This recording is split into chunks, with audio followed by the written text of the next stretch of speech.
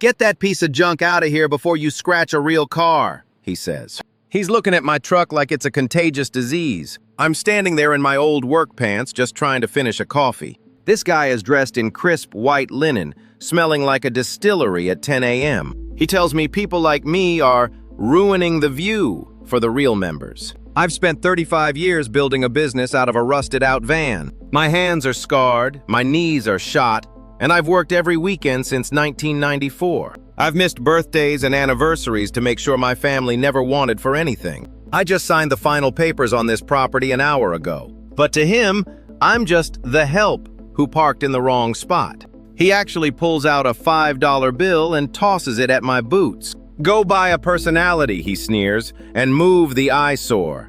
I look down at that $5 bill sitting in the oil-stained gravel. I thought about the years of dirt under my fingernails to get to this moment. He keeps talking about how the board of directors doesn't tolerate loiterers. Just then, the main clubhouse doors fly open.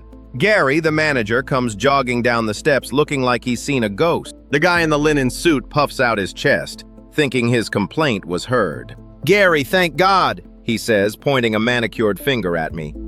"Get this transient and his trash heap off the premises immediately." Gary doesn't even blink at him. He walks straight to me and stops, his face going completely white. "Mr. Vance," Gary says, his voice cracking just a little bit, "I am incredibly sorry. We didn't think you'd be here until the official handover." He turns to the guy in the linen suit and his voice goes cold. "Sir, you are speaking to the man who just bought the deed to this entire club and the land."